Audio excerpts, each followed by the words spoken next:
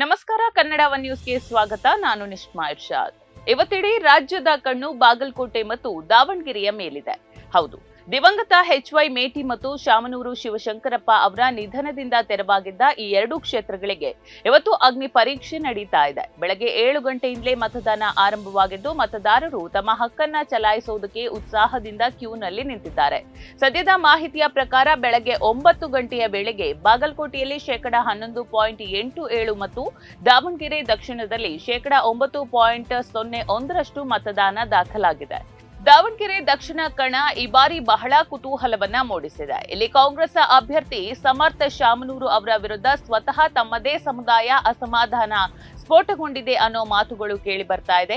ಕ್ಷೇತ್ರದಲ್ಲಿ ಸುಮಾರು 90,000ಕ್ಕೂ ಹೆಚ್ಚು ಮುಸ್ಲಿಂ ಮತದಾರರಿದ್ದು, ಈ ಬಾರಿ ಕಾಂಗ್ರೆಸ್ ಅಲ್ಪಸಂಖ್ಯಾತರಿಗೆ ಟಿಕೆಟ್ ನೀಡಲಿಲ್ಲ ಅನ್ನೋ ಕಾರಣಕ್ಕೆ ಸಮುದಾಯದ ಒಳಗೆ ಒಂದು ಅಂಡರ್ ಕರೆಂಟ್ ಕೆಲಸ ಮಾಡ್ತಿದೆ. ಇದು ಯಾರಿಗೆ ಪ್ಲಸ್ ಆಗುತ್ತೆ ಅನ್ನೋದು ಕೂಡ ಸಾಕಷ್ಟು ಕುತೂಹಲಕ್ಕೆ ಕಾರಣವಾಗಿದೆ. ಇನ್ನು ದಾವಣಗೆರೆ ದಕ್ಷಿಣದ ರಾಜಕೀಯ ಇತಿಹಾಸದಲ್ಲೇ ಈ ಬಾರಿಯ ಉಪಚುನಾವಣೆ ಅತ್ಯಂತ ಸಂಕೀರ್ಣ ತಿರುವನ್ನ ಪಡ್ಕೊಂಡಿದೆ. ಇದಕ್ಕೆ ಪ್ರಮುಖ ಕಾರಣ SDPI ಅಭ್ಯರ್ಥಿ ಅಫ್ಸರ್ ಕೊಡ್ಲಿಪೇಟೆ ಅವರ ಎಂಟ್ರಿ ಅಂತಾನೆ ಹೇಳ್ಬೋದು. ಕಳೆದ ಹಲವು ದಶಕಗಳಿಂದ ಕಾಂಗ್ರೆಸ್ನ ಗಟ್ಟಿ ಕೋಟೆಯಾಗಿದ್ದಂತಹ ಈ ಕ್ಷೇತ್ರದಲ್ಲಿ ಅಲ್ಪಸಂಖ್ಯಾತ ಸಮುದಾಯಕ್ಕೆ ಟಿಕೆಟ್ ನೀಡದೇ ಇರೋದಕ್ಕೆ ಭಾರೀ ಒಂದು ಆಕ್ರೋಶ ವ್ಯಕ್ತವಾಗಿದೆ.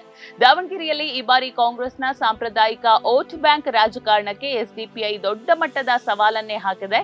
ಇಷ್ಟು ವರ್ಷ ಕೇವಲ ಮತ ನೀಡಿದ್ರಿ, ಈಗ ಅಧಿಕಾರದಲ್ಲಿ ನಿಮ್ಮ ಹಕ್ಕನ್ನ ಕೇಳುವ ಸಮಯ ಬಂದಿದೆ ಅಂತ ಆಕ್ರಮಣಕಾರಿಯಾಗಿ ಘೋಷಣೆಯೊಂದಿಗೆ SDPI ಅಖಾಡಕ್ಕೆ ಇಳಿದಿದೆ.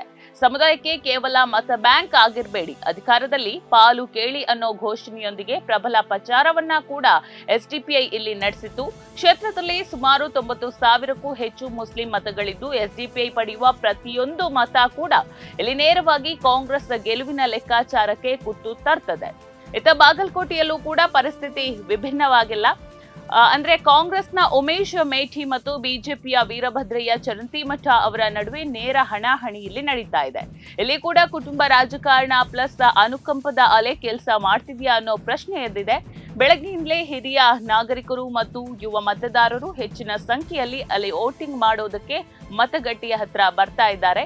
ಸದ್ಯಕ್ಕೆ ಯಾವುದೇ ಒಂದು ವಿಳಂಬ ಇಲ್ಲದೆ ಮತದಾನ ಪ್ರಕ್ರಿಯೆ ಚುರುಕಾಗಿ ಸಾಗ್ತಾ ಇದೆ. ಅಬಕಾರಿ ಇಲಾಖೆ ಈಗಾಗಲೇ ಲಕ್ಷಾಂತರ ರೂಪಾಯಿ ಮೌಲ್ಯದ ಮದ್ಯವನ್ನ ಕೂಡ ವಶಪಡಿಸಿಕೊಂಡಿದ್ದು, ಪೊಲೀಸರು ಸಾಕಷ್ಟು ಬಿಗಿ ಬಂದೋಬಸ್ತಿನ ನಡುವೆ ಶಾಂತಿಯುತ ಮತದಾನವನ್ನ ನಡೆಸ್ತಾ ಇದ್ದಾರೆ. ಒಟ್ಟಾರೆಯಾಗಿ ಹೇಳೋದಾದ್ರೆ ಈ ಉಪಚುನಾವಣೆ ಕೇವಲ ಇಬ್ಬರು ಅಭ್ಯರ್ಥಿಗಳ ನಡುವಿನ ಫೈಟ್ ಅಲ್ಲ, ಇದು ರಾಜ್ಯ ರಾಜಕಾರಣದ ಮುಂದಿನ ದಿಕ್ಸೂಚಿ ಅಂತಾನೆ ಹೇಳಬಹುದು. ದಾವಣಗೆರೆಯಲ್ಲಿ ಮುಸ್ಲಿಂ ಮತದಾರರ ಕಿಕ್ ಬ್ಯಾಕ್ ಕಾಂಗ್ರೆಸ್ಗೆ ಮುಳುವಾಗುತ್ತಾ ಅಥವಾ ಶಾಮನೂರು ಕುಟುಂಬದ ವರ್ಚಸ್ಸು ಗೆಲುವಿನ ದಡ ಸೇರುತ್ತಾ?